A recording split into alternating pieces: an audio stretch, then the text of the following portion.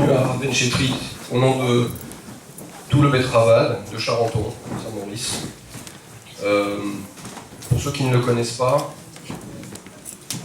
Benchetrit va vous remettre les idées à l'endroit. Pour les autres, ils ont l'habitude. Le cours est dédié à Leilu Nishmat Meir Ben Rina Dilouya et Leilu Nishmat Lisette Bat Ita. Oui, il est juste d'arriver. Tu peux venir ?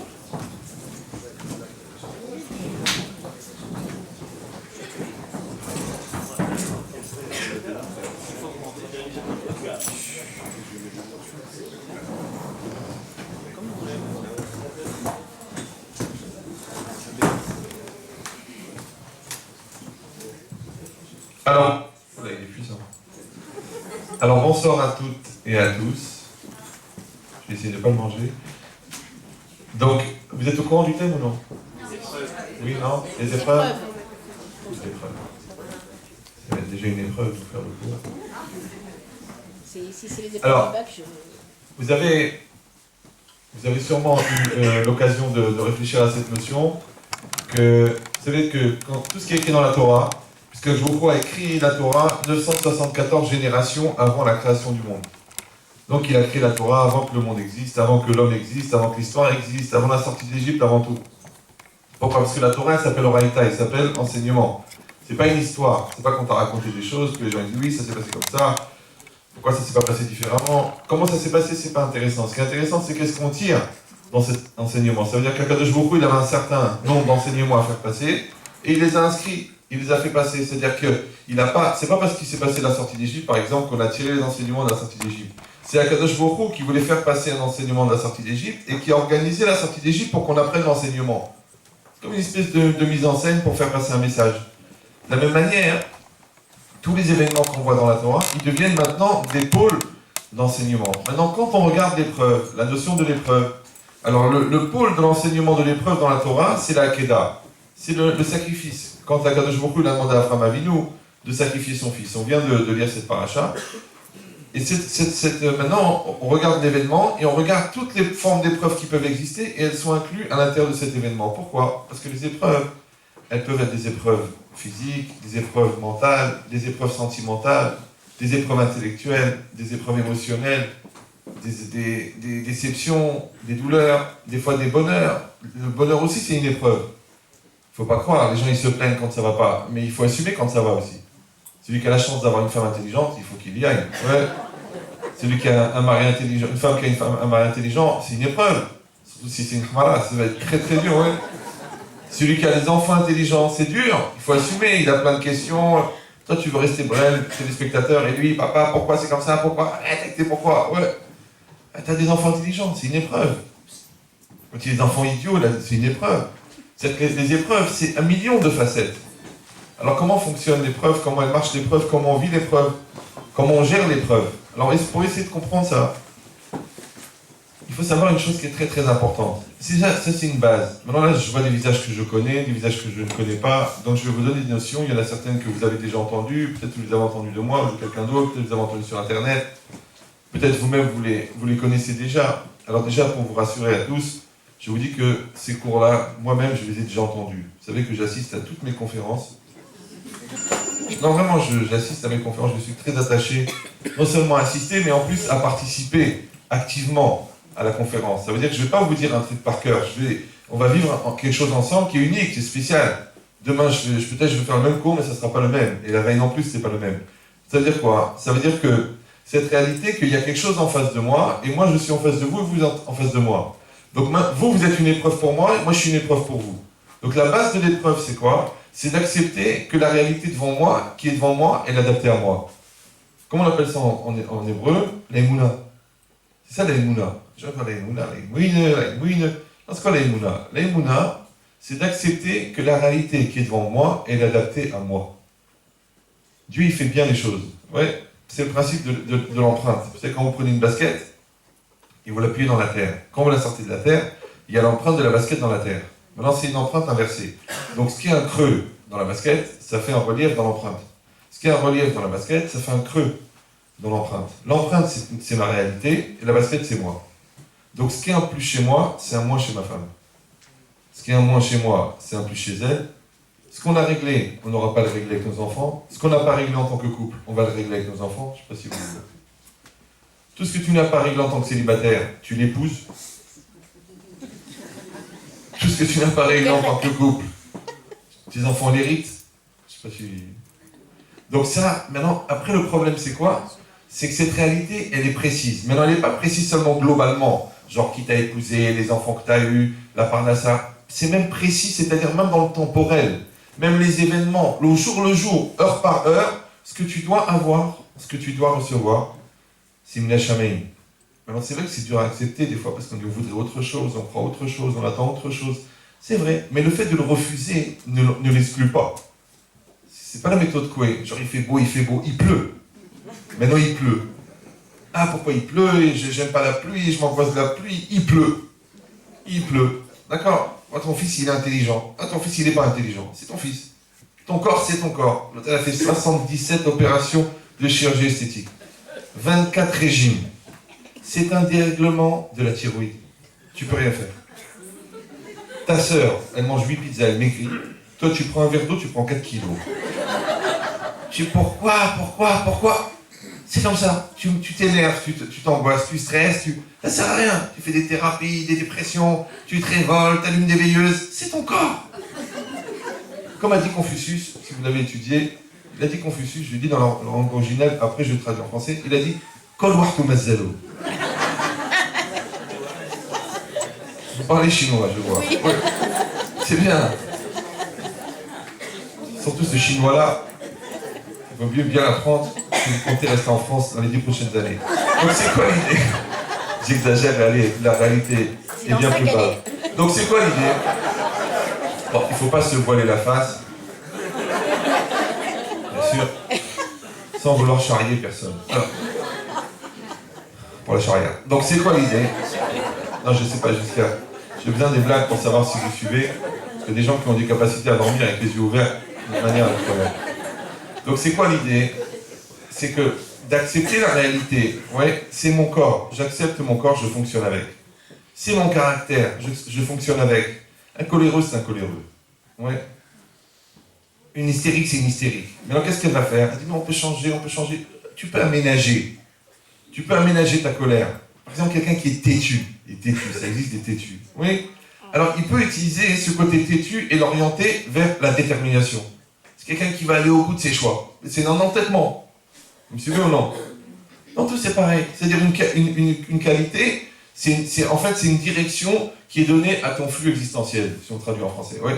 Donc maintenant, toi, cette qualité, tu peux l'utiliser de cette manière ou de cette manière. Ça s'appelle Ve'afta et Hashem Elokecha, Bechol Levavecha. Tu aimeras l'Éternel ton Dieu de tous tes cœurs.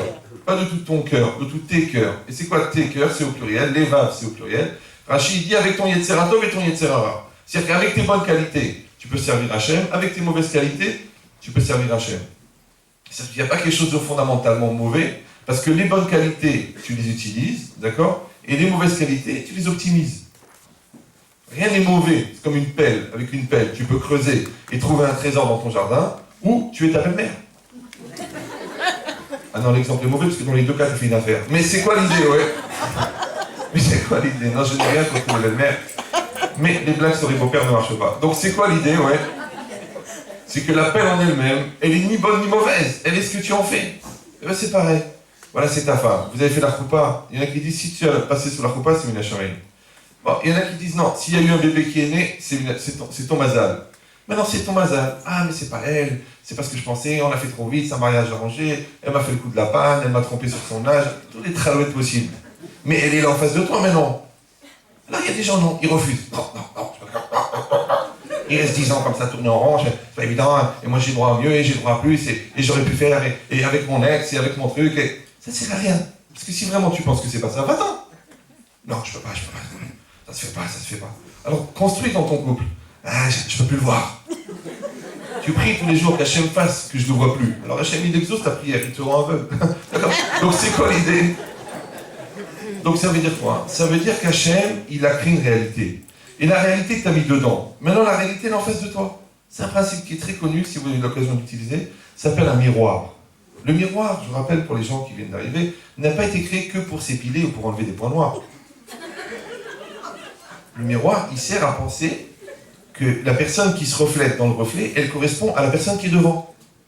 Donc si un matin vous sortez de la chambre, vous passez devant le miroir et vous voyez une guenon, n'ayez pas peur, c'est vous. Ouais. Il est gentil. Donc c'est quoi l'idée? C'est que je vois cette réalité. Maintenant au contraire, je vois quelqu'un d'extraordinaire, c'est un miroir. Maintenant c'est quoi la finesse du miroir? C'est que c'est pas seulement la personne qui est en face, c'est aussi la personne qui est en face, parce qu'il y a deux facettes.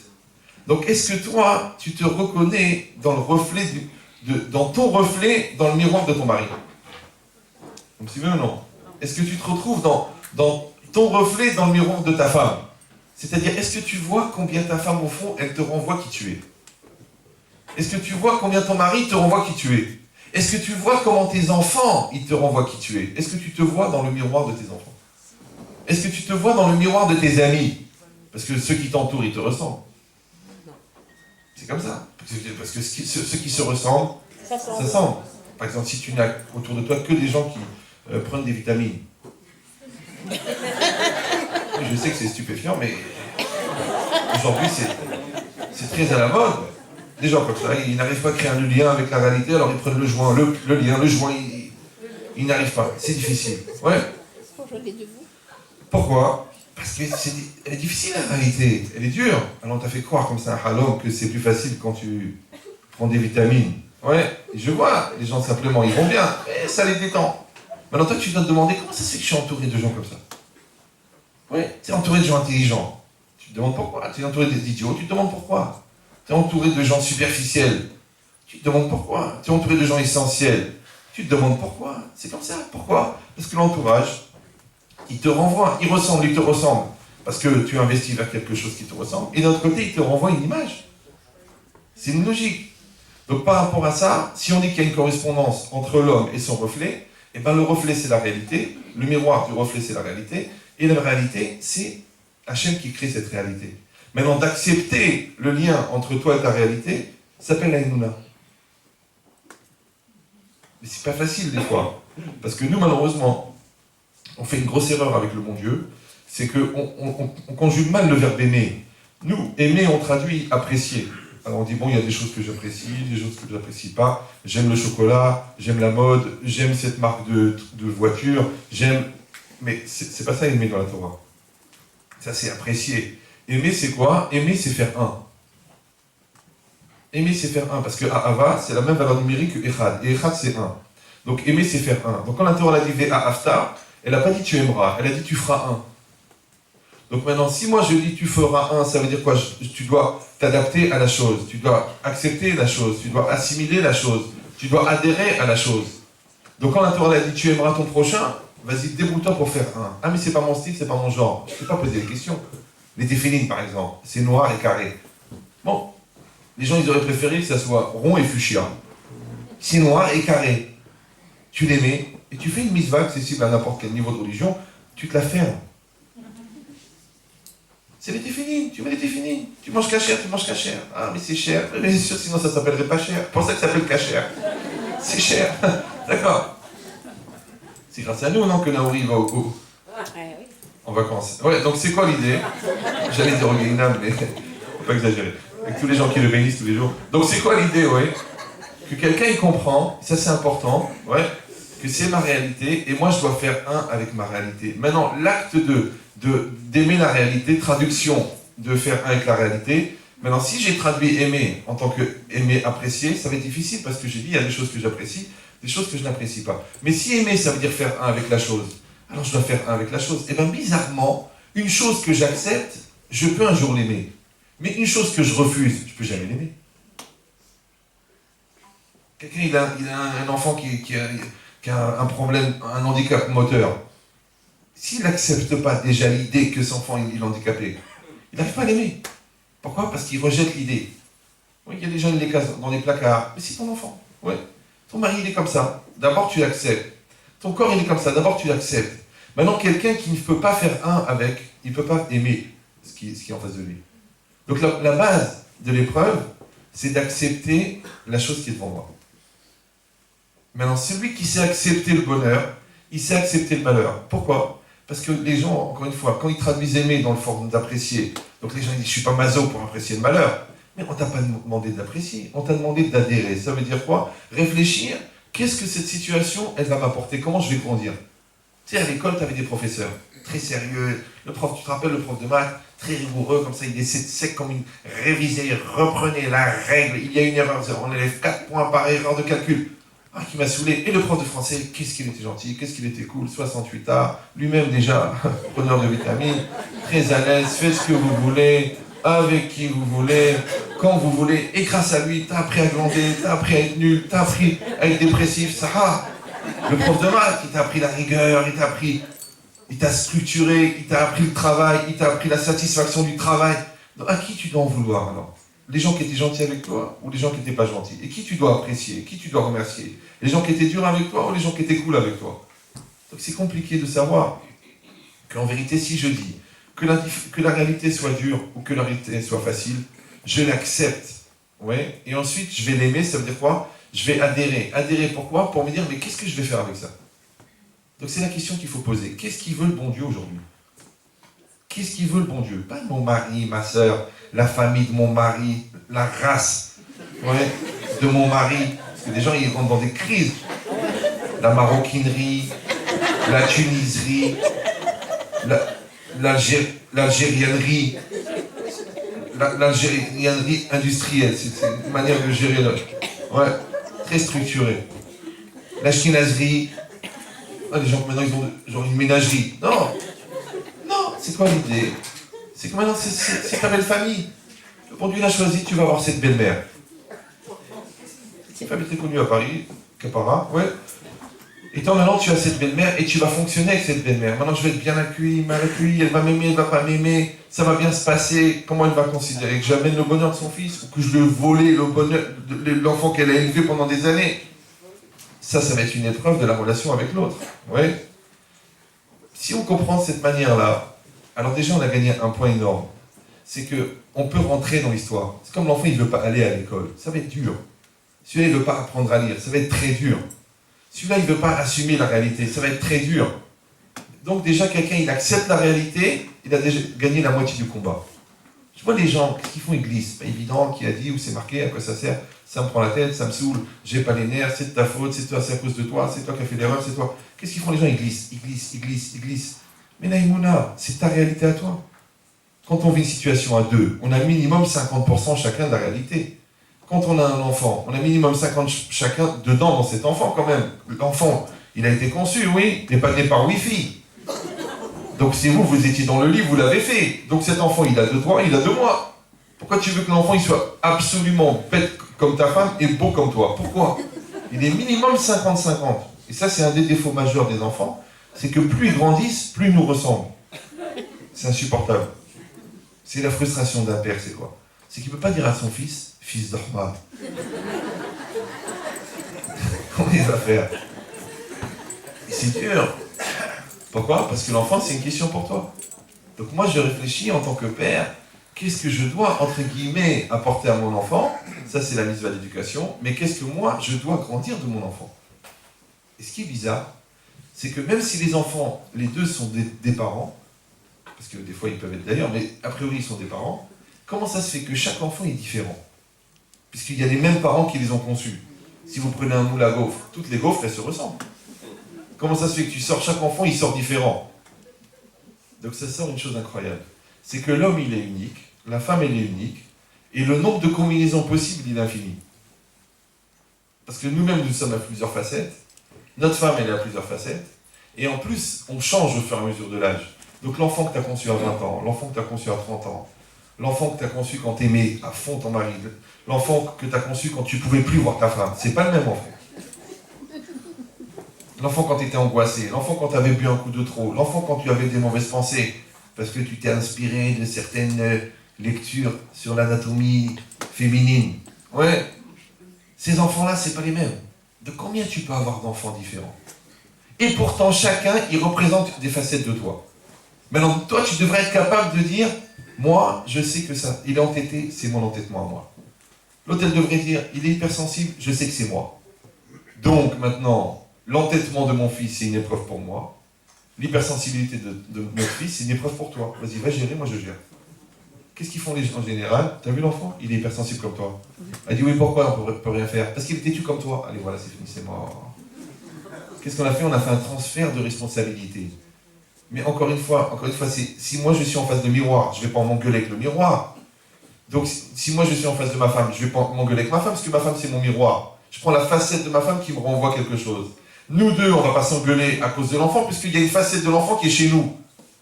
Donc moi je devrais dire, je vais m'occuper de ce qui me concerne chez l'enfant.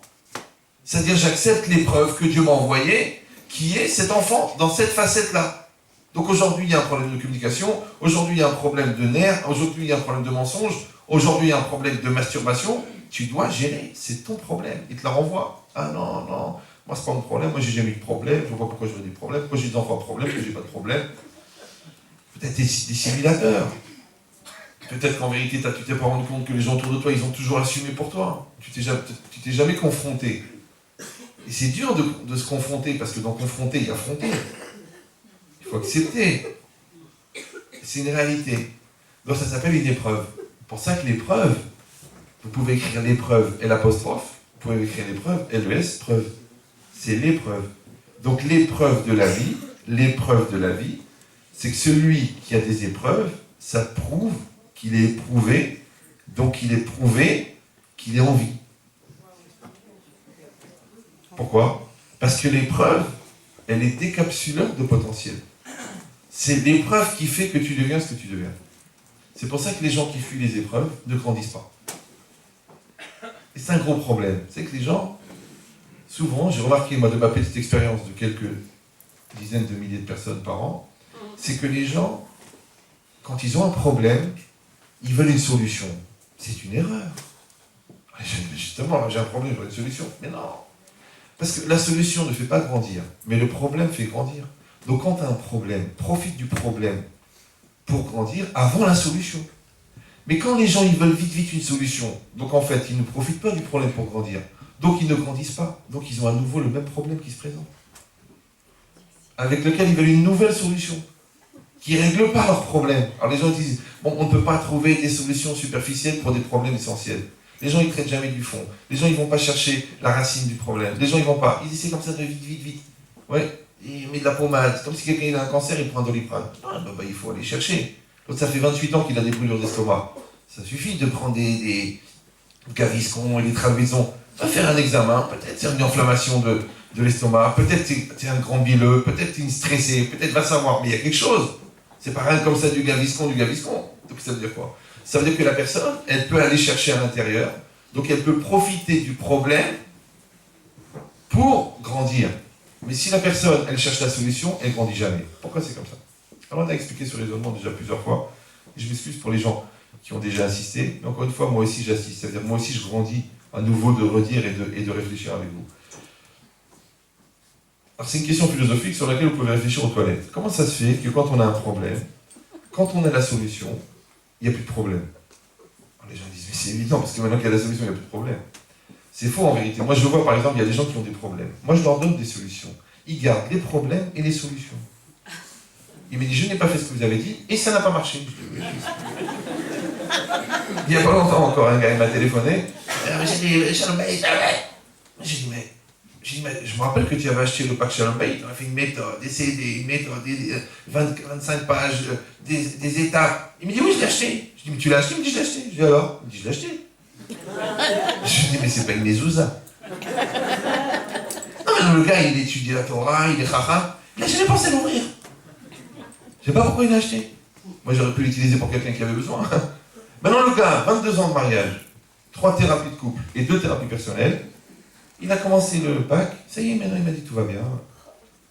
22 ans de souffrance pour rien comme ça. Il s'est organisé un camp de l'amour, lui et sa femme, là-bas. Tous les soirs, il rentrait. Pour rien. Il y a une crevette qu'il n'a pas travaillé. Alors, c'est pas par rapport à moi, j'ai rien dit, mais par rapport au travail. C'est exactement pareil. Ça veut dire que Akadosh Baruch Hu, il va créer des situations. Maintenant, toi, tu peux grandir des situations. Comment tu vas grandir? Parce que tu acceptes la situation et tu assumes la situation. Et qu'est-ce qui crée la situation? Un décapsuleur. Tu vas grandir avec. Alors, si c'est comme ça, on a dit quand il y a un problème, il y a une solution. En général, quand la solution apparaît, le problème disparaît. Alors je vous dis non, en vérité, c'est quoi? C'est quoi la solution? Le mot solution en français, il a deux sens. Il veut dire une solution, c'est la résolution du problème. Il y a un problème, il y a une solution. Et le mot solution veut dire aussi un mélange. Une solution. Par exemple, la solution aqueuse. C'est quoi la solution aqueuse? C'est quoi? Solution aqueuse.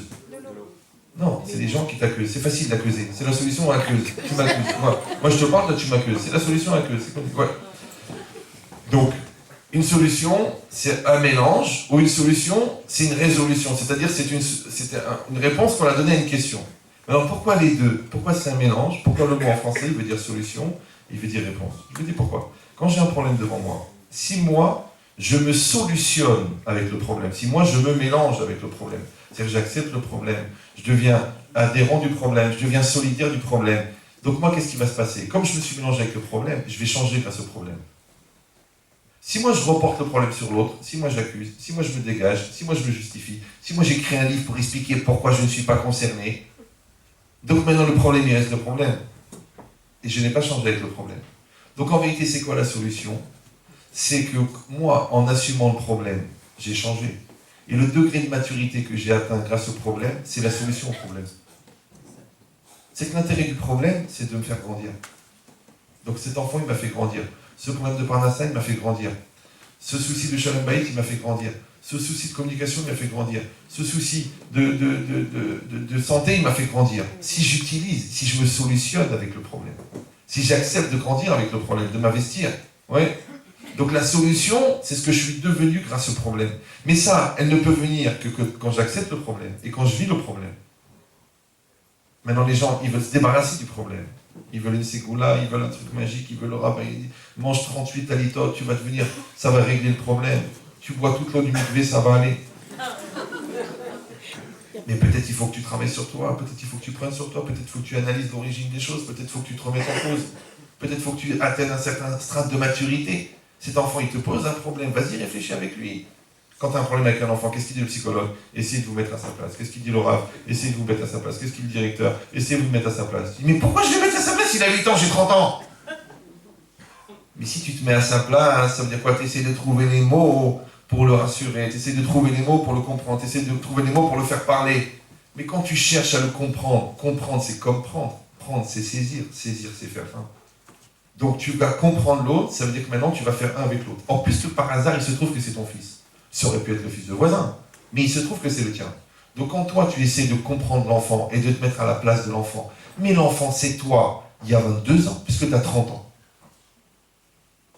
Mais lui quand il avait 8 ans, quand toi tu avais 8 ans, peut-être ton père n'a pas saisi l'occasion de te faire grandir. Donc toi, tu as cumulé le problème et après tu l'as fait hériter à l'enfant. Donc maintenant l'enfant, c'est comme si le bon Dieu te dit, tu sais quoi, je te donne l'occasion, tu as raté l'écrit, voilà l'oral. Je te donne l'occasion de repasser l'oral. Voilà, l'enfant, il va te donner l'occasion de repasser. L'examen que tu n'as pas réglé à l'époque, tu vas le régler maintenant. Non, toi, tu t'es arrangé pour être introverti et ne pas dire et être mal dans ta peau. Et l'enfant, lui, il ment. Alors, qu'est-ce que tu vas faire? Tu vas lui apprendre à ne pas mentir. Comment tu vas apprendre la vérité? Parce que toi, tu es un dissimulateur. Donc, il va falloir que tu te bouleverses. Il va falloir que tu changes. Quand toi, tu changes, tu bouleverses. Lui, il change.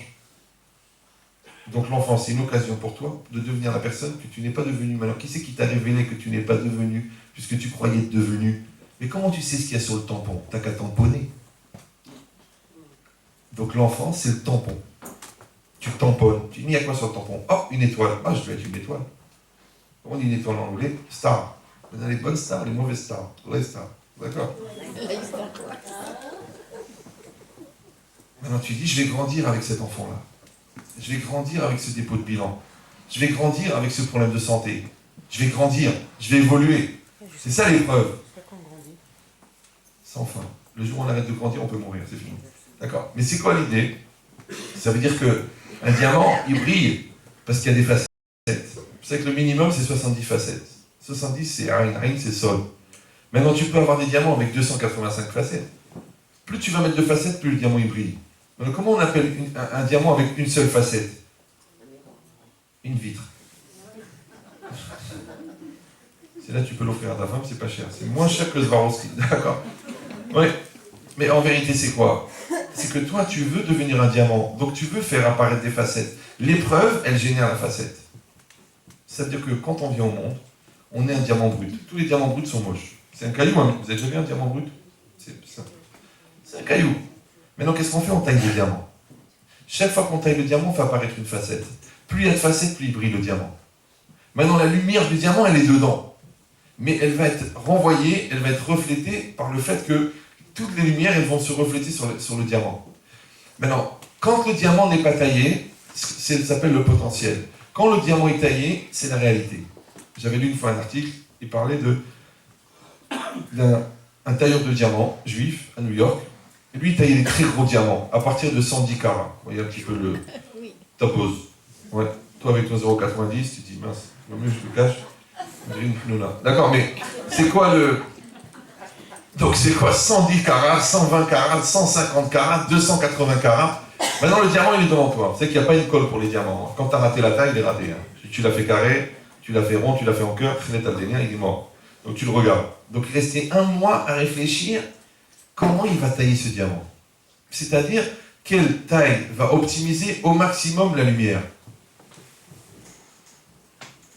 Maintenant, quand il a le diamant qui n'est pas taillé devant lui, et maintenant il taille. Quand il taille, il fabrique une facette. Vous me suivez ou non? Selon l'angle de coupe, il fabrique une facette. Cette facette, avant qu'il taille le diamant, elle était où? Hein? Elle était dedans. Elle était potentielle. Maintenant, il y a 1 million d'angles possibles.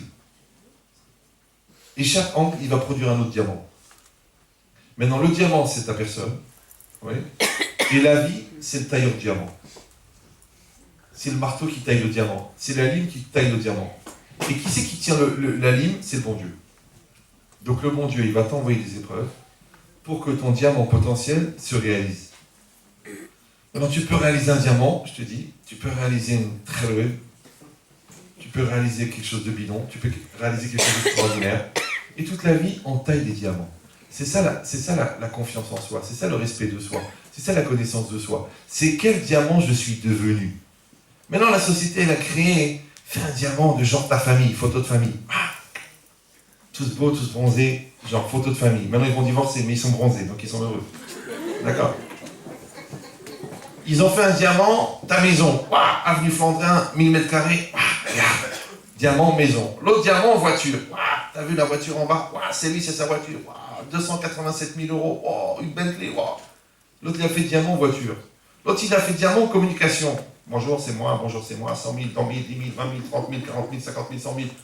Ah, tu dis, quelle générosité. Celui-là, il a fait un diamant, communication, image de marque. Tout le monde dit, mais dégonflé, c'est normal, il manque pas d'air. Il a gagné dans le CO2. D'accord? Mais c'est quoi l'idée, ouais? Mais c'est quoi l'idée? C'est qu'une personne, elle comprend, et ça c'est fort, que chacun il fabrique un diamant. Maintenant, la Torah, elle te dit, ton diamant, il est à l'intérieur. Tu le tailles à l'intérieur. Les gens, qu'est-ce qu'ils font? Ils font un diamant extérieur. Par exemple, la société. Vos enfants regardent la télé. C'est quoi les héros aujourd'hui? C'est les acteurs de cinéma, les chanteurs et les footballeurs. D'accord? Maintenant, un acteur, c'est quoi? Un acteur, c'est quelqu'un qui joue un rôle. Si un acteur est bon, c'est qu'il peut jouer n'importe quel rôle. S'il peut jouer n'importe quel rôle, c'est qu'il n'est pas quelqu'un, puisqu'il peut être tout le monde. S'il peut être tout le monde, c'est qu'il est personne. Parce que s'il était quelqu'un, il ne pourrait pas être quelqu'un d'autre. Donc un bon acteur, c'est personne. Et toi, ton fils, il s'identifie à quelqu'un qui est personne. Donc le mieux qui peut lui arriver, c'est de devenir personne. Et il sera un bon acteur. Donc il va jouer le bonheur, il va jouer le stressé, il va jouer le truc, mais il joue un rôle. Jouer un rôle, ça ne fait pas grandir. Le footballeur, c'est pareil. Qu'est-ce qu'il fait? Il pousse un ballon. Tac, tac, tac. Donc c'est quoi? C'est une loi physique. Le vide du ballon, le ballon, il y a du vide dedans. C'est de l'air comprimé. Le vide qu'il y a dans les chaussures, c'est les Nike. Donc il y a de l'air dedans. Ouais. Après, le vide qu'il y a dans la tête du footballeur. Après, le vide des 80 000 qui regardent les 24, les 22 qui courent. Et après, le vide des 8 millions qui suivent les 80 000 qui suivent les 22. Ça fait une masse de vide, un trou noir. C'est un trou noir dans l'univers. Moi, j'ai 52 ans, j'ai jamais vu un match entier. J'arrivais pas à rester comme ça. Je les voyais, les gars, ils se mettent en survêt, les baskets. Ils font le match, ils sont en sueur. On a. Je dis, mais le match c'est bien, t'as fait 8-0, mais le match de ta vie, match nul, et Wako jusqu'à quand? Quand est-ce que tu vas faire le match de ta vie? Oui, t'as un match à faire avec ta femme, t'as un match avec tes enfants, t'as un match avec toi-même. Il faut faire ce match-là. Ah, celui-là, il n'est pas intéressant, celui-là, il est hors compétition, celui-là, il est pas classé. Qu'est-ce qu'il manque? Il manque que tu n'as pas accepté de profiter du potentiel, donc de tailler ce diamant. Mais c'est ça le respect de soi. Si tu sais ce que tu es devenu, tu connais ta valeur. Parce qu'ils font tout, ils font des séminaires de valorisation, ils font des thérapies, ils prennent des médicaments. Mais pourquoi faire? Pour combler le vide. Parce que la télé, elle ne va pas remplir ton vide. La fumette, elle ne va pas remplir ton vide. La voisine, elle ne va pas remplir ton vide. Même si elle est dure, c'est une femme de ce qu'on appelle un roc, cette voisine. Elle est très, très, très dure. Donc, même si... Non, j'ai besoin de savoir si vous suivez. Donc, bon, il y en a qui sont meilleurs, il y en a qui sont moins bonnes. Bon, mais l'intérêt d'être connu, c'est que tu peux dire des blagues lourdes, les gens rigolent quand même. Donc c'est quoi l'idée? Attendez-vous. Donc c'est quoi l'idée, ouais? C'est que j'accepte, encore une fois, cette réalité, et je grandis avec cette réalité. Quand je taille ce diamant, comment on appelle ça en français? La connaissance du diamant, la connaissance de soi, s'appelle la satisfaction d'être. J'ai gagné la patience. J'ai instauré le dialogue avec mon mari. J'ai réussi à trouver l'harmonie entre moi et moi-même. Maintenant, je suis bien dans mon travail. Maintenant, je suis bien dans ma Torah. Je suis bien dans ma cache-route. Je suis bien dans ma sniout. Tu vois, les gens disent, je ne suis pas religieux. On dit, mettez-vous toute nue. Mais ça ne va pas la tête, vous êtes un obsédé. Bon, alors restez habillés sur la plage. Mais enfin, c'est la plage. Tu vas à des mariages, tu dis, mais c'est pas possible, c'est une exposition de charcuterie, qu'est-ce qui se passe? Je sais pas comment on peut appeler des vêtements quand il n'y a plus de tissu. C'est pas des vêtements. Ça coûte cher le tissu. C'est impossible. Ouais. Et plus, moins il y a de tissu, plus c'est cher. C'est un truc bizarre. Pour ceux qui sont dans la confection, ça s'appelle le string intégral. Ouais, d'accord, mais comment tu peux vivre comme ça? Alors, et la personne est comme ça. Une fois, une jeune fille, elle m'a dit, ah mais j'ai écrit, je comprends pas, j'ai écouté le cours sur la pudeur, je vois pas de quoi vous parlez. Elle m'a dit, moi personnellement, je n'ai rien à cacher. Je dis, mais c'est pas que vous avez rien à cacher, c'est que vous avez rien à montrer. Elle m'a dit, comment? Je dis, est-ce que vous avez déjà vu une vache qui est pudique? Une vache, elle est pudique, une vache. C'est rare qu'une vache, elle fait... Elle est à l'aise. C'est une vache, elle n'a pas de pudeur. Pourquoi? Parce que la pudeur, c'est donner une priorité à l'intériorité. Mais la vache n'a pas d'intériorité. Intérieur-extérieur, c'est du steak. Ça, c'est du steak vivant, c'est du steak mort. Ouais. Parce que quelqu'un va dire, mais tu compares une femme qui n'est pas snooze avec une vache. Et pourtant, quand elle s'est habillée comme ça, qu'est-ce qui lui faisait plaisir? Quand les gens ils la regardaient, et les hommes ils disaient, oh la vache. En plus, elle s'appelle Marguerite, alors. Imagine. Et quand je dis ça, je dis, mais si, j'y tiens. Et c'est quoi l'idée? C'est que la personne, elle a une intériorité. Elle a une intériorité. Donc elle n'est pas dans un étalage. Je peux comprendre à la limite la célibataire qui croit qu'elle va attraper des mouches en étalant la viande. Mais celle qui est mariée avec 5 enfants. Ouais. À quoi c'est ça de s'habiller comme ça? Ah mais c'est la mode, c'est la mode. Mais quelle mode? Mode de quoi? Mode de montrer qu'on n'a rien à cacher. C'est le contraire. Kavod batmeler penima, le kavod, le respect de la fille du roi, il est intérieur. La femme, elle est plus intérieure que le mari. D'accord? Donc tu dois voir la valeur à l'intérieur. Si tu vois la valeur à l'extérieur, c'est qu'il n'y a rien à l'intérieur. Il ne faut pas avoir peur. Ta grand-mère, elle était comme ça, à moitié nue. Oui. Elle était comme ça, comme ça, comme ça. Mais les gens, quelle valeur, quelle puissance, quelle kavana, quelle bonté, quelle gentillesse, quelle brachot, quelle douceur, quelle finesse. Il y avait de la valeur. Et l'autre, c'est vrai, regarde la femme musulmane. Elle est entièrement couverte en noir avec une bande juste pour les yeux. Et la femme juive, elle est entièrement nue avec des lunettes noires. On dirait le négatif de la photo. C'est bizarre. Et si vous me demandez pourquoi non plus. Moi non plus, je ne sais pas pourquoi. Mais c'est quoi l'idée? Et ça, c'est très important. Ça veut dire, je vais prendre une notion comme la pudeur et je vais travailler sur la pudeur. Je vais prendre une notion comme la communication. Je vois que j'ai des problèmes de communication. J'arrive pas à parler avec mes enfants, j'arrive pas à parler avec ma femme, j'arrive pas à parler avec mes parents, j'arrive pas. Il faut que tu règles ce problème. Parce que communiquer, ça vient de commun. Commun, c'est comme un. Alors comment on va être comme un si on n'arrive pas à communiquer? Ah, c'est pas grave, j'ai pas besoin de lui dire. Regarde, mes parents, ils n'ont jamais parlé. D'accord, mais ta mère, elle s'est pendue. Mais ça n'a rien à voir. Mais c'est quoi l'idée?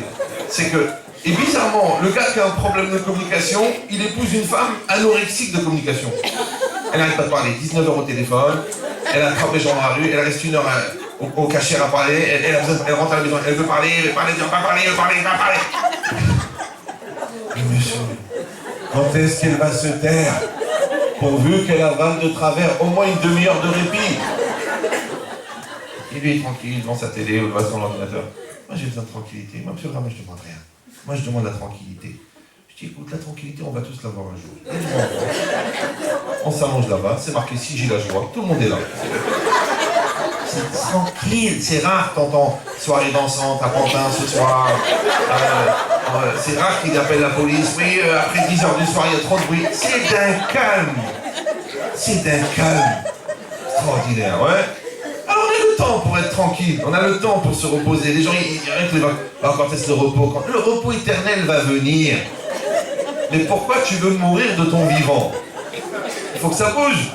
Une fois, quelqu'un m'a fait visiter, un type très très riche, m'a fait visiter sa maison. Il m'a dit alors, la maison, un catalogue Roche-Beaubois.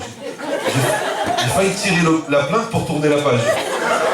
Mais tout était magnifique, des bois, des canapés, des trucs, du tank, du flingue, du sling, il avait des variateurs de lumière, des couleurs différentes dans la salle de bain, des trucs de fou. Bon. L'eau est tombée du plafond, j'ai eu peur. J'ai ouvert le point, l'eau est tombée comme ça. Sophistiqué. Ouais. Non, il s'appelle Stick et sa femme c'est Sophie. D'accord, mais alors, je lui ai dit, mais il m'a dit alors, j'aurais voulu dire, comment tu trouves la maison? Si tu veux, je te dis la vérité. Il m'a dit oui. Je dis glacé. Parce que le catalogue, il est en papier glacé. Ouais. Je dis où sont les enfants? Il dit non, tu vois, ma femme, on a eu d'autres priorités au niveau professionnel. Tu viens à la maison, elle est cassée, l'autre elle est tombée par terre. Quand on s'est mariés, ma femme elle a commencé à acheter des bibliologies, c'est pas la peine. Ils vont disparaître. Et ils ont explosé les canapés, ils montent sur les meubles, tirent les étagères. Au Hachem, ils sont vivants. Ouais. Et les autres? Non, écoutez, on a préféré, on avait d'autres priorités. Je te dis, ils ont organisé le cimetière de leurs vivants. Mais les pauvres, pierre tombale, Diana, vraiment, le marbre, il a pris la qualité maximum, hein, vraiment, ils sont bien les deux, ils sont marchés les deux. Si j'ai l'espoir, si j'ai la vie, les deux. En Bretagne, tous les cercueils, ils sont creusés, autour il y a du béton. Pourquoi? Quand ils se tournent, il y a ce béton. Et dans le cercueil, c'est petit. Une fois, il est venu chez moi, il m'a dit, un gros comme ça, un gros de l'immobilier. T'es gros et de l'immobilier. Au propre et au figuré. Il m'a dit, Rabbi Yahya. C'était dans le 16e là-bas, après une conférence, il est venu. Rabbi Yahya. Dites-moi Psartek.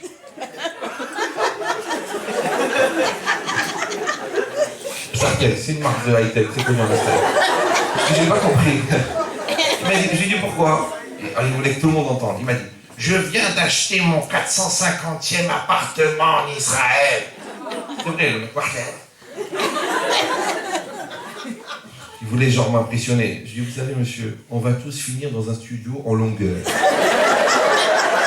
C'est très rare que quelqu'un il se fait enterrer dans un penthouse ou là, 3 pièces, avec des vitrées, radio intégrée. Il n'y a pas. Même le mec qui a vécu dans 1000 mètres carrés, il lui met un truc serré, t'as de la peine pour lui. Tu mettez-le un peu à l'aise quand même. Le pauvre, c'est un cercueil. On va tous finir dans un cercueil à Bretagne. Les gens disent Ras Shalom, Simsi, tout. Mais ça sert à rien. Moi je vous donne la logique. Les gens qui ont peur de la mort, ils gaspillent la vie. Oui, et les gens qui ont conscience de la mort, ils profitent de la vie. C'est que tes parents ils vont partir un jour. Va faire Kiboud Aven, va les voir, va leur parler. C'est pas évident, j'habite à Charenton, ils sont à Vincennes, c'est pas évident. Et un jour ils vont être morts, et après, et tu vas être comme ça, ah papa, j'aurais voulu te dire, j'aurais voulu te parler. Mais il était vivant. Il sort de la tombe, il dit, mais j'étais vivant. Ça casse l'ambiance, on a déjà partagé l'appartement de Nathaniel, l'autre il se lève. En Bretagne, c'est quoi? C'est que maintenant on a compris maintenant. Moi, qu'est-ce que je fais? Je prends cette réalité, je la prends, ouais, et je grandis avec. Donc, je vais faire apparaître cette facette. Et cette facette-là, plus il va y avoir de facettes, et plus je vais adorer mon diamant. C'est ça le respect de soi. Parce que tu vois, on y réfléchit, respect de soi, maîtrise de soi, confiance en soi, cravate en soi, peinture sur soi. Mais les gens, ils ne définissent pas. C'est quoi le soi? C'est quoi le soi? Ils font des séminaires rabbiniques, l'autre il va faire 4 thérapies, l'autre il va en Chine, il va faire un séminaire de zénitude. Oui, je suis venu apprendre les valeurs essentielles, revenir à l'essence des choses, revenir aux choses simples. Et puis j'avais un peu d'air, un yaourt par semaine. Et alors, j'ai retrouvé le sens des valeurs. Ah bon? Combien vous avez payé la semaine? 28 000 €. Oh, bravo. Est-ce que vous savez pourquoi à l'entrée du temple, il y a de la farine par terre? Non, c'est pour vous rouler dedans, Gabriel. Ah bon, je ne savais pas. Donc, tu veux de la sérénité, il faut la construire. Ouais, tu veux un sentiment de plénitude, voilà ta femme elle est là. Tu veux un sentiment de satisfaction, éduque tes enfants. Tu veux un sentiment de construction, construis-toi. C'est ça le vrai sentiment. Vous comprenez? Les gens ils croient que c'est technique, c'est une ambiance, c'est un appartement, c'est des vacances, mais tout ça c'est vide, c'est du halom. Il n'y a rien. Quand tu vas arriver à la fin de ta vie à 120 ans, tu arrives chez le bon Dieu, qu'est-ce que tu présentes? Tu dis voilà les 4 appartements de Natania, le compte au black, la maison à Charenton. Mon Dieu dit tout ça c'est de la matière. Mais toi, qu'est-ce que ça fait toi? Qu'est-ce que c'est devenu toi? Moi, j'ai vécu, j'ai mangé, j'ai dormi, j'ai digéré. C'est quoi? Qu'est-ce que t'es? Toi, t'es un tube digestif avec une puce électronique. Qu'est-ce qu'ils font les animaux? Ils naissent, on leur apprend à trouver à manger, ils mangent et ils meurent. Qu'est-ce qu'il fait l'homme? Il naît. On lui apprend à trouver à manger, on lui fait des études, il mange, il consomme et il meurt. Alors t'es devenu un animal. Maintenant, par rapport à la société, c'est vrai que c'est comme ça. Ça s'appelle une société de consommation. Sans sommation. D'accord? Exactement. Mais on n'est pas des consommateurs. On n'est pas des consommateurs, on est des personnes, on est des êtres. On n'est pas là pour faire des immeubles, on n'est pas là pour faire de l'argent. On n'est même pas là pour faire une famille. On est là pour se faire soi-même.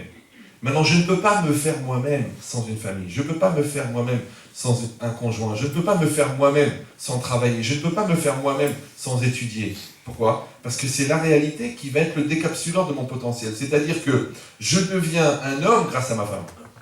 Et je deviens une femme grâce à mon mari. Maintenant, comment on devient des parents? Grâce à nos enfants. Parce que les gens, ils ne comprennent pas à quoi ça sert les enfants. Ça sert à devenir parents.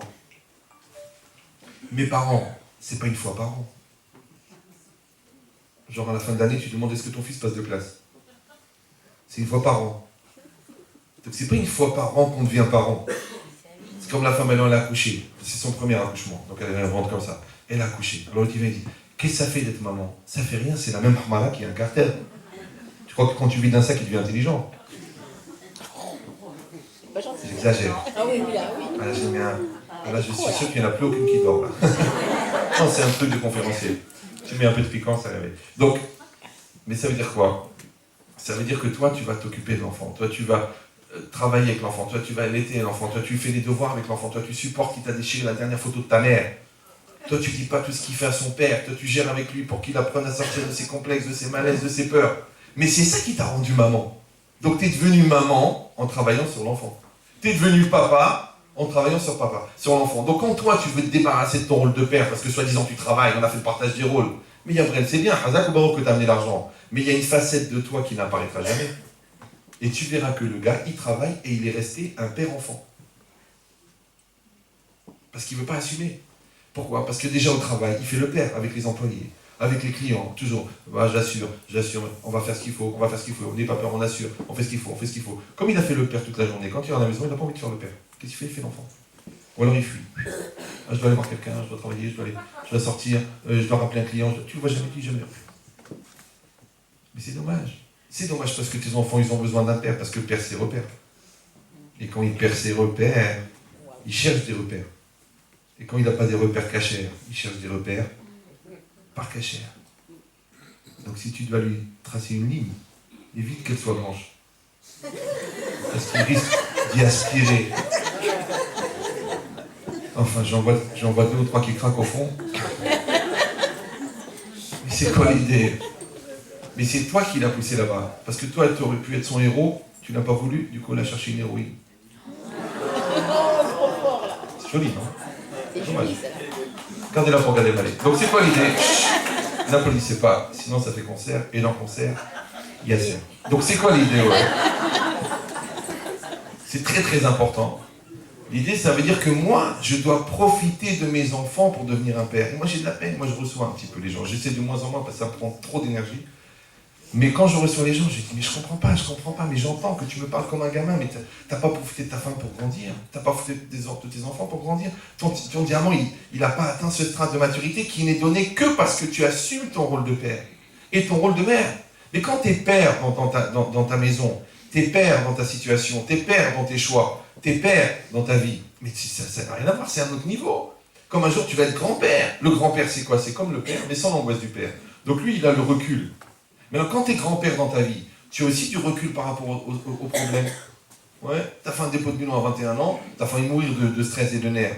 Tu as fait un dépôt de bilan à 41 ans, tu dis, écoute, j'ai d'autres priorités, il n'y a pas que l'argent, grâce à Dieu, ma femme elle m'aime, Dieu il est avec moi, j'ai la santé. Pourquoi ça s'appelle un raisonnement de grand-père, c'est-à-dire que tu as du recul. Si le gars à 41 ans, il n'a pas de recul, c'est qu'il n'est pas devenu grand-père. Oh, tu ne peux pas devenir grand-père tant que tu n'es pas devenu père. D'accord ou non? Donc l'apprentissage du grand-père, c'est le père. L'apprentissage du père, c'est l'homme. C'est l'époux. Donc ta femme, elle t'a obligé à devenir un homme. Tes enfants t'ont obligé à devenir un père. C'est-à-dire, prenez pas le statut de père. Prenez le niveau de maturité père. Donc ton diamant, à chaque fois, il fait apparaître des nouvelles facettes. D'ailleurs, on entend dans tes conseils, on voit dans ton comportement. On voit, tu vois, des grands nerveux, quand ils ont des enfants, ils se calment. Tu vois des grands coléreux, quand ils sont grands-pères, ils se calment. Comment c'est possible? Parce qu'ils prennent du recul. Maintenant, dans la vie, où tu prends du recul, où la vie t'oblige à prendre du recul. Vous savez comment ça marche? Pourquoi 40 ans, tout le monde a besoin de mettre des lunettes pour voir de près? Tu sais, c'est comme ça, tu n'y arrives pas, tu fais comme ça. Pourquoi? Tu prends du recul. Ton fils, tu veux pas, ton fils il dit, papa, je sors ce soir. Tu sors ce soir? Quoi, tu sors? Tu n'écoutes pas ton père. Tu n'acceptes pas l'autorité de ton père. La Torah a dit, respecte ton père. Je t'excommunie, je te renie, je te rejette, je te maudis. Le fils dit, papa, j'ai 28 ans. Déjà. Ouais, lui, il est resté en mode 8 ans. Et c'est vrai, tu sais, les enfants, c'est bizarre. Tu les regardes, tu te retournes, tu vois, hop, 13 ans. Tu te retournes, tu t'occupes un peu du mariage, oh, 28 ans. 28 ans, déjà, oui. La femme, la fille, c'est pareil, c'est dit, ah, papa, la jupe, hop, une farine. Qui c'est celle-là? C'est ta fille? Tu l'as pas vu grandir? Tu sais pourquoi? Parce que tu n'as pas regardé ta fille, tu as regardé la vie. Maintenant, si toi tu t'occupes de ta fille, tu la vois grandir. Alors comment tu sais que tu la vois grandir? Parce que tu grandis avec elle. Donc tu n'as pas le même dialogue. Si tu as le dialogue d'une enfant de 8 ans, c'est que dans ta tête, tu es resté coincé qu'elle a 8 ans. Si tu as un dialogue d'une enfant de 20 ans, tu as 20 ans ma fille, un jour tu vas te marier, ton corps est différent, tu es belle, tu es magnifique. L'autre, il te regarde, fais attention, peut-être qu'il cherche autre chose que ce que tu crois. Tu as un autre dialogue avec une fille de 20 ans, peut-être moi aujourd'hui avec une fille de 14 ans, parce que les hormones, bonnes pour les hormones, comme on dit. Ouais. Donc qu'est-ce que tu vas faire? Parce que tu t'es adapté, parce que tu as construit, parce que tu as évolué avec. Donc qu'est-ce que tu as fait? Tu as accepté le rendez-vous que Hachem t'a donné. C'est ça, ce qu'on appelle en français, vivre avec son temps. Tu sais, les gens disent qu'il faut vivre avec son temps, aujourd'hui il faut être moderne. Il y a une très grosse tendance aujourd'hui, maintenant, il faut être plus ouvert, plus libéral. Même dans le consistoire, il y a une ambiance comme ça d'être un peu libéral, serre la main des femmes, et pourquoi pas, on va faire une prière pour Simchat Torah, pour les femmes, et monter à la Torah. Un esprit comme ça, un peu consistoire, il y a aussi histoire. Mais c'est quoi l'idée? J'ai rien contre les institutions, hein, quand elles sont au service de la communauté. Si elles sont au service de la personne, ça devient dangereux. Mais c'est quoi l'idée? C'est que tu fais une chose incroyable, tu donnes une puissance incroyable, tu donnes une capacité incroyable. Si elle est optimisée. Si elle n'est pas optimisée, elle devient une bombe qui explose. L'enfant, il a une capacité. Oriente-le, donne-lui à manger. Fais-lui. Moi, une fois, toute ma vie, je demandais des brachot pour les enfants. Chaque fois, j'allais voir un rave, des brachot. Un jour, un Mekoubal, comme ça, il a pris la liste. Il a regardé, il m'a dit, à Kol Besséder, Tennen l'ilmod. Vous voyez ce qu'il m'a dit? Donne-leur de quoi étudier, n'aie pas peur. Donc, en fait, j'ai réfléchi, j'ai dit, c'est vrai, c'est ça le problème majeur à un enfant. Tu le laisses sur une voie de garage, tu l'oublies, tu le mets dans une case. Il étouffe. Et à l'intérieur, son satané. T'as un enfant hyperactif un petit peu, fais-lui faire du foot, du karaté, une demi-heure au stade avant de monter. Après, assis-toi. Maintenant, il est très intelligent. Dis au prof, eh ben, quand les autres vous leur donnez 2 exercices, donnez-lui 4 à lui. C'est quoi? C'est un génie, c'est pas grave, il a qu'à expliquer le cours aux autres. Donne-lui à exploser, donne-lui à grandir. Tu veux pas qu'il explose, tu dis non, il dérange les trucs, il va exploser à l'intérieur. Parce qu'il n'arrive pas à exploser à l'extérieur. C'est-à-dire que tu dois aménager un espace pour que l'enfant il se réalise. Comme toi-même, tu aménages un espace pour que toi tu te réalises. C'est quoi ton espace de réalisation? Eh ben, c'est ton entourage, c'est ta vie, c'est ta synagogue, c'est ta famille, c'est ton couple, c'est ton espace. Qu'est-ce que tu vas faire dans cet espace? Tu vas te réaliser. Te réaliser, c'est-à-dire que tu vas faire apparaître la face extérieure du diamant. C'est comment elle apparaît, on a dit, parce qu'elle est confrontée avec la réalité. Donc tu acceptes la réalité, tu te confrontes avec la réalité, tu grandis avec la réalité. Plus tu grandis avec la réalité, plus tu es. Plus tu es EST, d'accord? Plus tu es satisfait d'être. Mais alors comment on dit le verbe être en hébreu? Liot. Bon, je vous rappelle la situation géopolitique de la France. Si vous voulez partir, apprenez l'hébreu. Si vous voulez rester, apprenez l'arabe. Mais apprenez une langue. Ne restez pas comme ça, nia. Liot, en hébreu, c'est être. C'est le verbe être. La racine, c'est ov. Ov, c'est he, vav, e. Maintenant, ov en hébreu, ça veut dire aussi le présent. Il y a que des femmes qui répondent, c'est bizarre. Les hommes, il faudrait un petit peu aller à l'autre pas. Là, ça suffit, les séries télévisées. Il faut un petit peu... Donc, OV, c'est le présent. Maintenant, comment ça se fait que le verbe être, ouais, c'est OV, et le présent, c'est OV. Ça n'a rien à voir. Le présent, il y a OV, Atid, Ava. Le passé, le présent, le futur. Et le verbe être, il y a le verbe être, le verbe avoir, le verbe manger. Comment ça se fait que le même mot, il veut dire le présent, le verbe être? C'est bizarre. Alors en vérité, je vous donne la logique.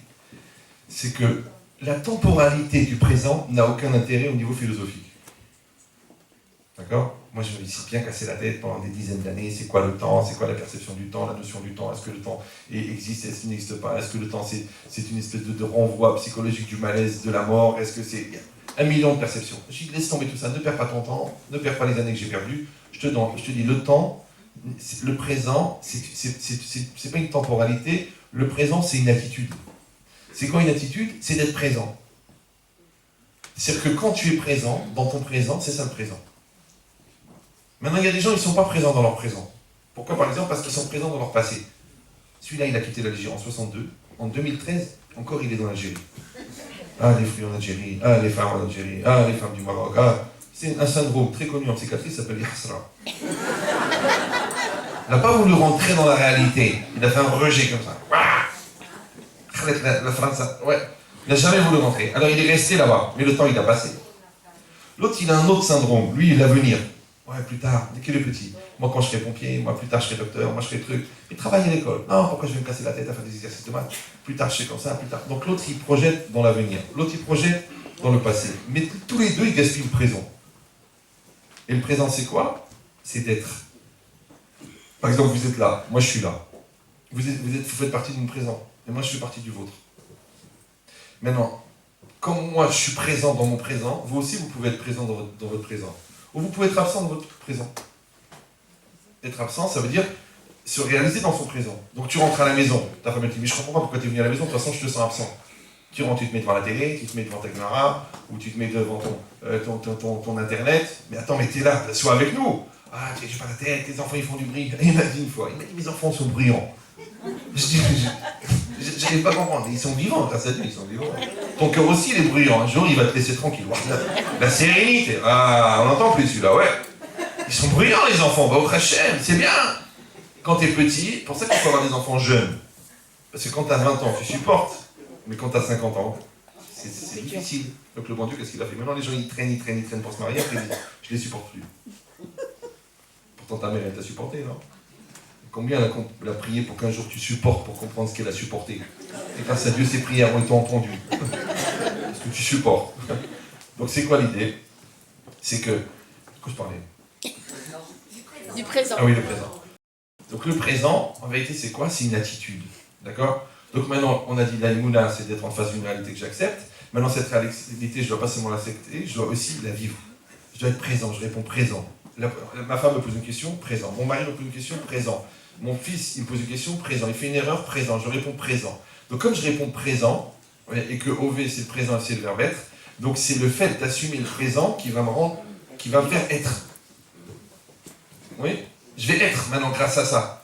Je vais grandir grâce à ça. Je vais le faire, ça. Ouais? Maintenant, je peux répondre absent. Alors, on a créé le dictionnaire des absents. Vous connaissez ce dictionnaire ou non? Non? Écoutez bien. J'ai pas la tête, j'ai pas les nerfs, ça me stresse, ça me saoule. Qui a dit que ça te concerne? C'est ton problème. T'es folle, t'es fou, va chez un psy. Je suis fatigué, je vais dormir. On en parlera plus tard. C'est trop dur, ça me dépasse, c'est plus fort que moi, j'y arriverai pas, c'est pas le moment, reviens plus tard. Ça, c'est le dictionnaire des absents. Maintenant, si tu te surprends à utiliser le langage des absents, tu peux diagnostiquer de façon quasi certaine que tu es absent. Maintenant, les absents ont toujours tort. Alors, je vous donne un secret qui va vous faire gagner au moins 10 ans de thérapie, au moins. 5 minutes de teshuva, écoutez bien. C'est que les gens croient que parce qu'ils ont une raison pour expliquer pourquoi ils étaient absents, ils peuvent obtenir le bénéfice comme s'ils étaient présents. Vous avez compris ou non? Vous connaissez la démonstration avec le 30 juin, la fiche de paie, tout ça? Non? Il y en a qui la connaissent? Vous la connaissez, c'est sûr? Ça vous dit rien? Bon, je vous la fais en 5 minutes. Elle est rigolote et elle va vous faire gagner du temps. Il y a un monsieur, il cherche un ingénieur réseau. Il a une boîte d'informatique, il cherche un ingénieur réseau. Juste à côté de lui, il y a un gars, il est au téléphone. Allô, bonjour, j'appelle pour l'annonce ingénieur réseau. Ouais, je suis formé, super baba, super élect, je sais pas quoi. Tac, il prend le téléphone, il jette par terre, il dit c'est bon, ne cherchez plus, je vous engage. Ah bon? Ouais, ingénieur réseau, oui. Vos compétences, quels sont vos besoins? D'accord, 4 000 €, 9h-17h, on commence demain 1er juin. Pas de problème, ici le contrat à demain. Le lendemain, demain, il ne vient pas. Bon, le 2, il ne vient pas. Le 3, il ne vient pas. Le 10, il ne vient pas. Le 20, il ne vient pas. Le 30, il arrive. Bonjour, bonjour. Bonjour, comment ça se passe pour le chèque? Avec vous, avec la caisse? Je dis, attendez, je m'excuse, mais bon, je peux pas vous payer. Je dis, mais pourquoi? Vous n'êtes pas venu. Attendez, oh, on va pas commencer, hein, j'ai un contrat, hein, ingénieur, réseau, voilà.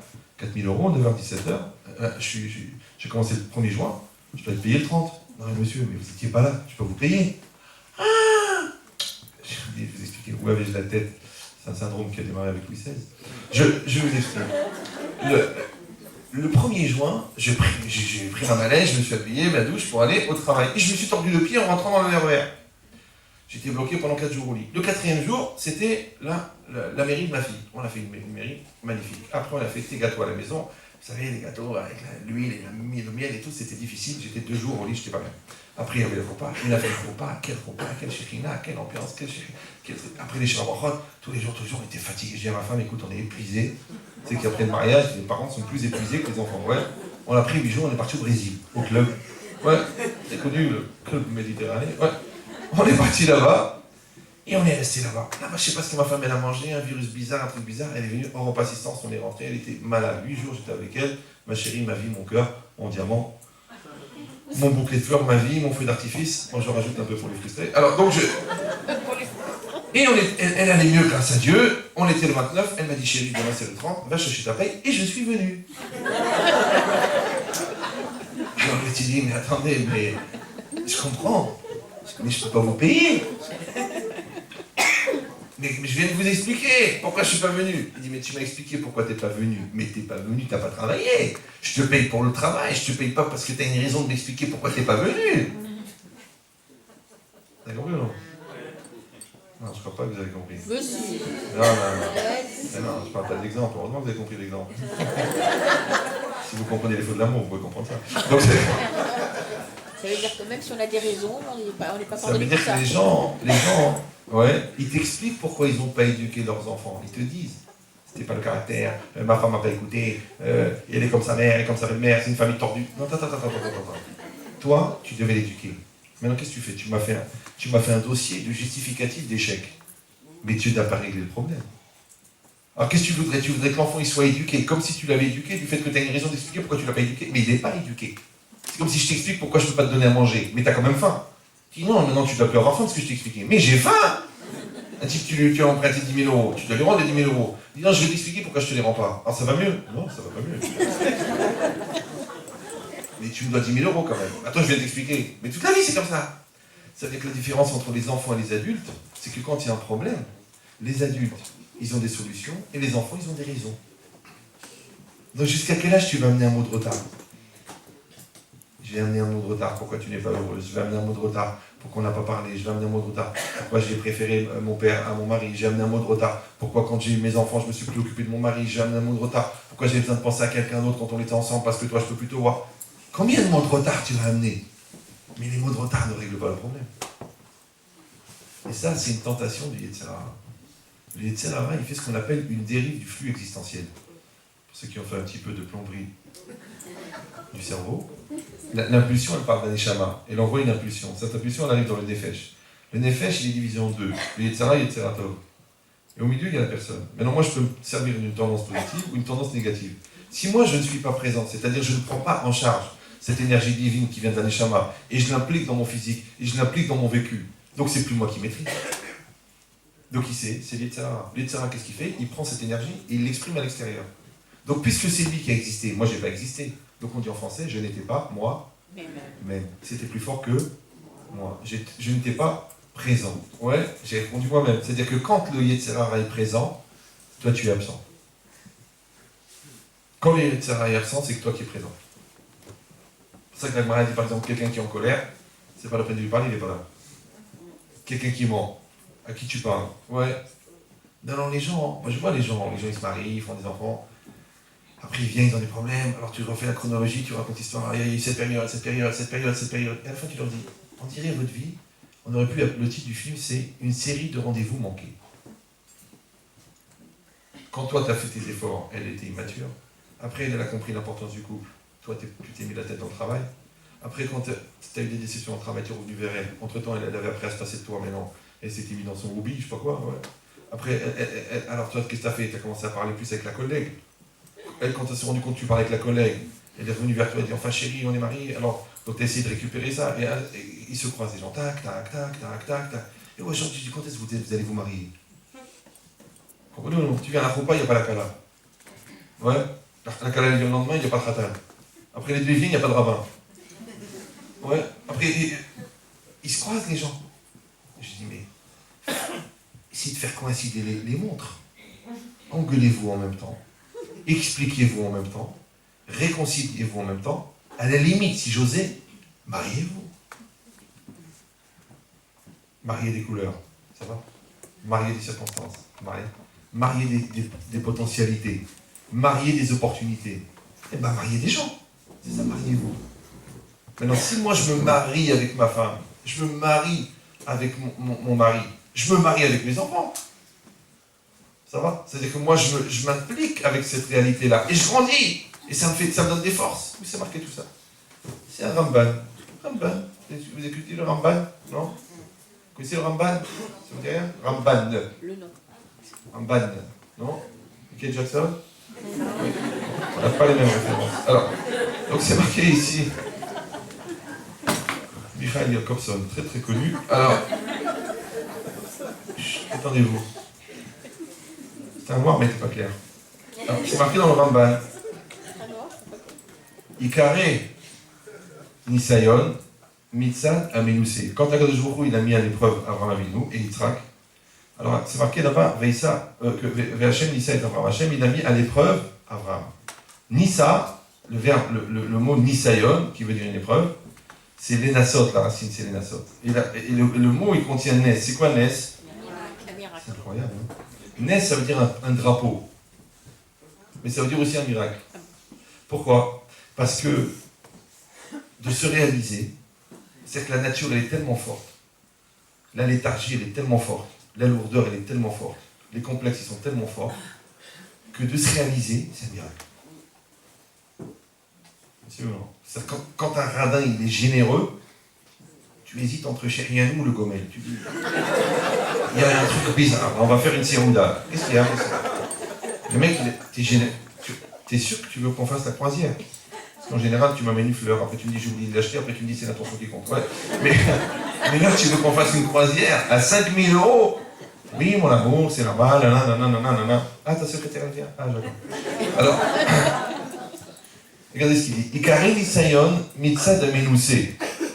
On appelle un Nisayon par rapport au Menusé. Menusé, c'est quoi? En hébreu, Menusé, c'est celui qui subit l'épreuve. Menacé, en hébreu, c'est celui qui crée l'épreuve. Menacé, celui qui te menace. intéressant. Ouais, hein. Parce qu'il y a le minimum de la menace et il y a le max de la menace. C'est très connu. Donc, il dit, va la menacer, mais celui qui te menace, c'est-à-dire celui qui te met à l'épreuve, Akadosh, c'est-à-dire Hachem, il savait beau, il va ordonner cela, il va ordonner l'épreuve. Les otsi adavar minakoar et la poal, pour faire passer la chose du potentiel au réel.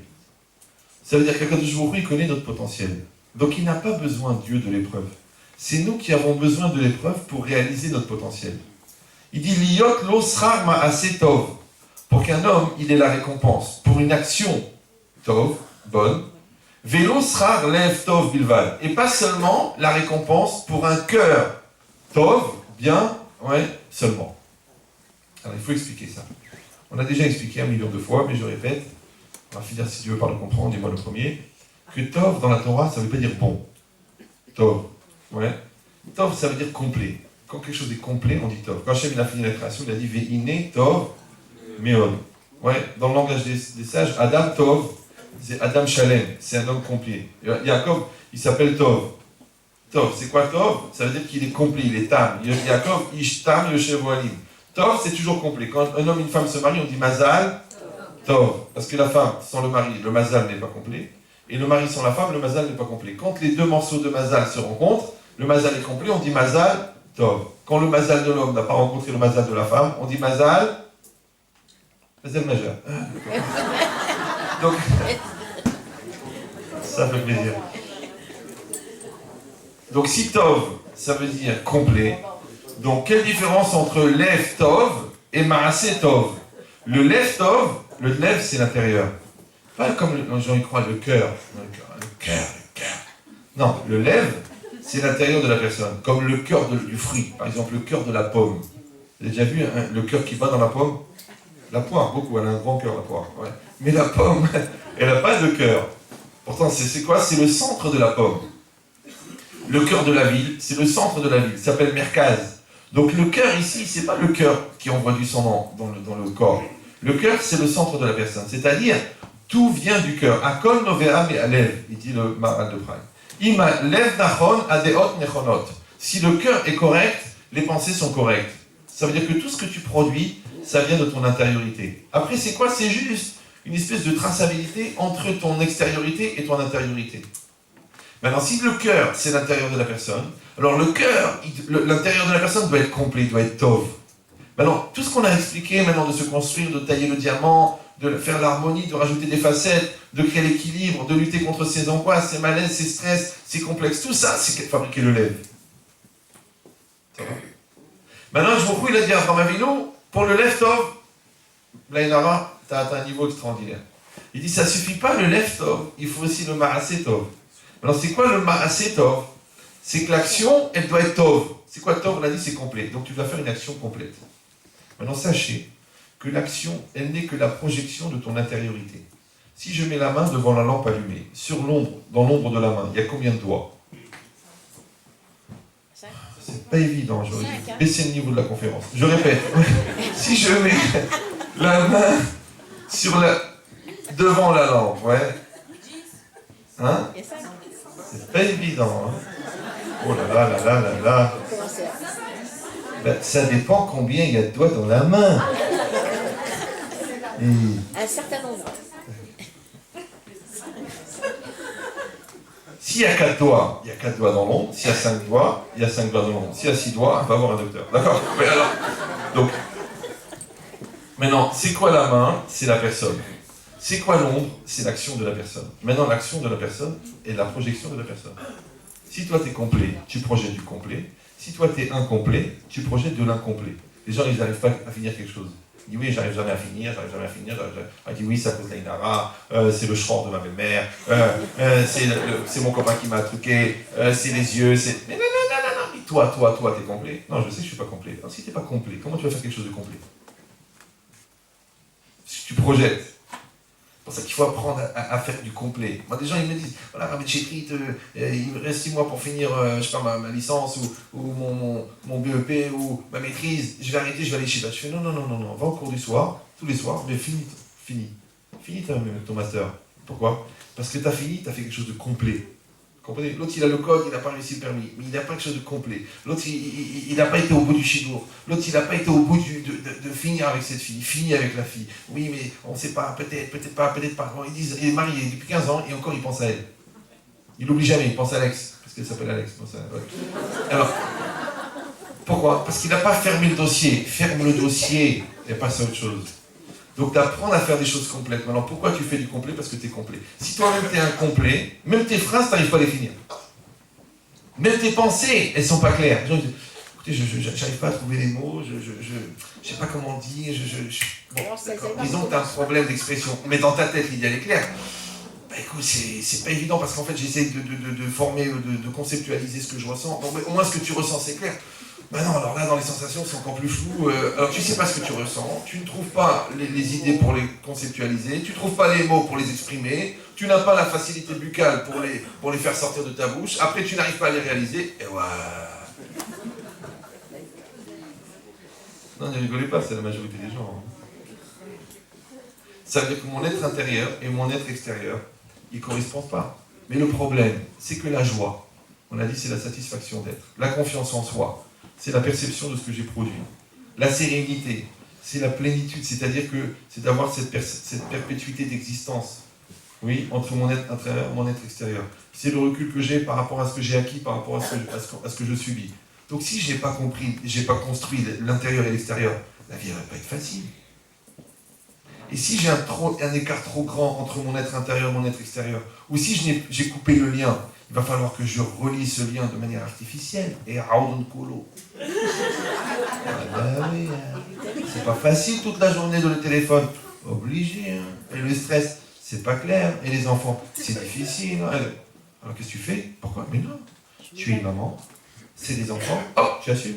Tu dis mais comment je vais faire? Eh bien tu vas le devenir. Ah, je le suis devenu, j'assume. Hop, c'est facile. Dès que tu assumes, c'est facile. Si tu n'assumes pas, tu n'es pas présent, c'est difficile. Après, en plus, ton cerveau il te donne des moyens pour répondre d'être absent. Plus tu es absent, plus c'est difficile. C'est comme les échéances. Les impôts, tu peux payer plus tard, mais il y a des indemnités. Donc les gens, ils ne payent pas les impôts du célibat. Ils ne se construisent pas. Ils ne payent pas les impôts du mariage. Ils ne construisent pas leur couple. Ils ne payent pas les impôts de l'éducation. Ils n'éduquent pas les enfants. Après, il viendra le rabbin. Il dit, le rabbin, qu'est-ce que je dois faire? Mon mari n'est jamais là. Il me fuit. Moi, je suis en pleine dépression. Mon premier fils est schizophrène. Le deuxième, il est toute la journée devant un jeu vidéo. Et ma fille, elle est parano. Qu'est-ce que je dois faire? Je lui dis, répétez après moi. Itgada, Itgada, Shemerava. Qu'est-ce que tu vas faire? Qu'est-ce que tu vas faire? C'est que les gens, ils payent pas. Et les gens, il faut payer. Quand il ne veut pas payer, il ne paye pas les PV. Moi, je ne paye pas les PV, je ne paye pas les PV. De toute façon, il y aura l'amnistie. De toute façon, je connais le maire, je connais le commissaire. Et un jour, ils viennent, ils prennent la maison. C'est pas possible. 437 000 €. Ils prennent. Hein, mais je comprends. Parce que les 130 €, ils sont devenus 160, ils sont devenus 500, qui sont devenus. Après, avis de saisie. Après, tu envoies les commandements. Premier commandement, deuxième commandement, troisième commandement. Quand ils arrivent à 613 commandements, tu ne réfléchis pas. Non, et maintenant qu'ils ont pris la maison, alors qu'est-ce que je dois faire? Ah là, tu fais le tour des rabbins. Une ségoula, ah, je vous en prie, trouvez-moi une solution, priez pour moi, une bracha, un truc. Pourquoi tu veux une bracha? Assume. Voilà, prends ton téléphone, appelle ta femme, dis-lui que tu l'aimes. Ah non, je voudrais un truc magique. Et mettez la petite chitite, avec votre charisme et votre finesse et votre humour. Pas écrire une lettre d'amour à ma femme. Elle m'a dit, moi je l'assume. Je dis, moi, Béhémet, pour le Shalom Bayit, je suis prêt à le faire. Mais j'ai un problème. Si elle tombe amoureuse, je fais quoi? Elle va te dire, c'est pas toi qui l'as écrit. C'est qui? Son nom? Je peux pas. Moi, j'ai ma femme qui a fait une formation pas de formaga, de tireur d'élite. J'aime la vie, donc franchement, je ne suis pas indien pour avoir un petit point rouge ici. C'est pas mon truc, surtout si 5 minutes après, je vois plus rien. Donc c'est quoi l'idée? C'est que quelqu'un il comprend que les gens ils veulent des trucs, les gens ils veulent des machins, ils veulent des raccourcis. Il n'y a pas de raccourcis. Quand tu t'es trompé de sortie de l'autoroute, tu t'es trompé. D'accord, on t'a dit sors à la 12, tu n'as pas écouté, tu es sorti à la 21. Donc tu es tranquille. Combien Shabbat dans 2 heures. Mais c'est cool, ça va, détends-toi, ça va, tiens, profite du paysage, voilà. Tiens, allume quand même le GPS. Mais non, ça sert à rien, je connais un route sur la tête de ta mère, qu'elle meurt à l'instant. Ouais. Alors, il allume le GPS, tac, il s'est trompé. Mais alors, retour. Comment l'aller, il était bien, et le retour, c'est la mort. C'est pareil, quand tu es dans la Vera, tu sens rien. Quelle détente, quel kiff, tu rigoles, les religieux, ils se font la tête, il est fou, ouais, ça va, avec sa cache Après, quand tu dois faire le chemin du retour, parce que tu t'es trompé de sortie, et que tu viens voir, mais Raph, qu'est-ce qu'on va faire? Qu'est-ce que je fais avec mon fils? Qu'est-ce que je fais avec ma femme? Qu'est-ce que je fais avec la sinoute? Qu'est-ce que je fais avec la cache-route? Qu'est-ce que je fais avec l'équilibre? Qu'est-ce que je fais avec la communication? Le vie avec des dossiers. T'es un dossier à toi tout seul, t'es une clinique psychiatrique, comment je vais faire? Je sais même pas par quoi commencer. On vous a dit, faites les étapes. Doucement, doucement, grandis avec tes enfants, grandis avec ta femme, évolue, mets de la finesse, mets de la pudeur, mets de l'intériorité, mets du dialogue. Mais, je crois que la Torah, elle parle pour les brels. Je crois que le religieux, avec la snigo, de la cache-route, il s'est planté. Et toi, Blainara, t'as tout compris. Ah, entre M6 et Canal+, ça y est. Blainara, pour toi, la science infuse, la connaissance. Rabbi Shimon Bar Yochai, il n'a rien compris. Rabbi Akiva Eiger, c'est un attardé. Mais toi, Blainara, avec ton BEP de coiffure. Oh, tu as compris la vie.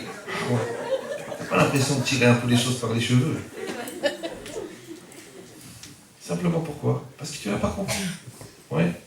Je vous dis, hein, c'est entre vous et moi. Vraiment, comme mes enfants, comme mes frères, comme mes sœurs. Avec la Torah, avec Hachem, avec la Kedusha, avec la pudeur, avec le mikvé, avec les midot, avec le Shabbat, avec les chants, avec les Dvar Torah, avec l'éducation, avec le suivi des enfants, sans téléphone, sans internet, sans télévision, sans radio, sans revue, sans rien, et c'est dur. Alors je ne sais pas comment ils font les gens, avec la télé, avec Facebook, avec les sites, enfin ni pour nous ni pour vous. Hein, ouais. Avec les emails bizarres, avec retrouve tes anciens amis, vas-y va discuter avec ton ex de Yavne d'il y a 28 ans, avec les téléphones, avec les vidéos porno dans les lycées, avec la drogue, le shit, le hliet, le flit, le clic, le clic, avec les engueulades, avec les nerfs, avec le collègue qui te drague, avec la mini-jupe qu'on dirait une ceinture. Je sais pas comment ils font les gens, je sais pas. Je dis Korakavod, vous êtes restés juifs déjà, Blainara, je veux vraiment... Comment c'est possible que des gens qui ont fait une croix sur le Shulchan Aruch, ils sont restés juifs? C'est un truc incroyable, ouais. Rabotai, avec Hachem, c'est pas facile. Contre Hachem, c'est impossible. Mais sans Hachem,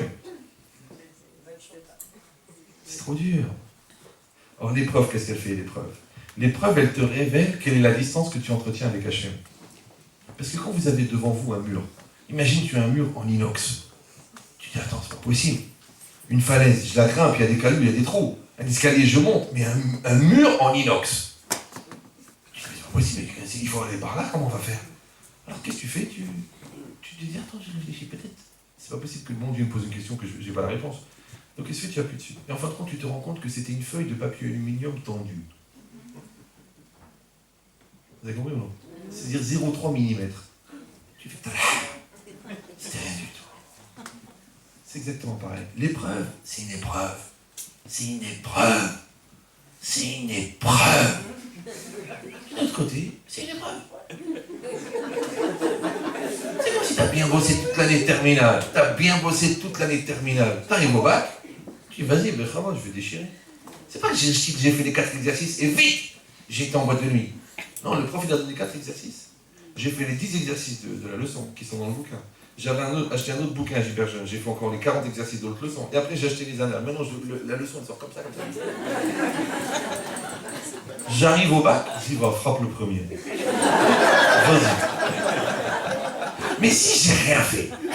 Toute l'année, j'ai glandé, j'ai triché, j'ai truqué, j'ai magouillé, j'ai dit à mes parents, le prof, il est malade, on était en perme, il y avait 2 fois sport, on est sorti avant l'heure, il n'y a pas de devoir aujourd'hui. C'est toutes les qu'ils ont réussi à trouver, qu'on ne sait pas pourquoi on paye tellement, puisqu'il n'y a jamais cours. C'est un phénomène des écoles juives. À chaque fois que tu demandes à ton fils, il n'y a pas de devoir. Le prof, il n'était pas là. Là, il a reporté l'interro. Là, on a la liste active, il a donné dans 2 ans. Par contre, j'ai mes copains qui m'attendent en bas, tu me prêtes la voiture, il faut 500 €, comment je vais faire du tennis? C'est normal, il faut une raquette pour faire du tennis. Tu verras qui est raquette après. Bon, ouais.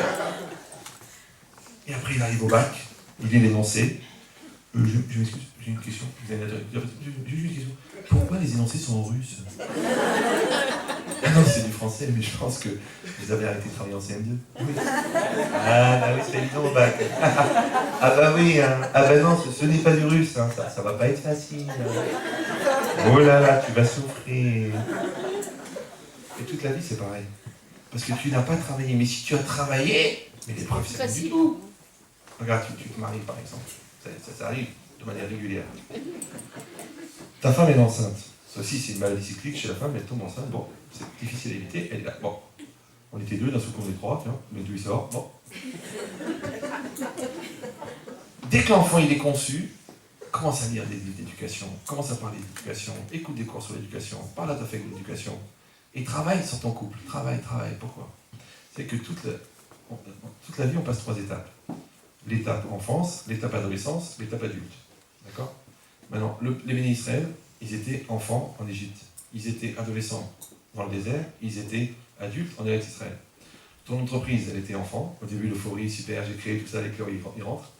Après l'adolescence, ça baisse le chiffre parce que ton meilleur vendeur, il est parti avec le fichier, il a créé la même boîte, il a changé une lettre en face.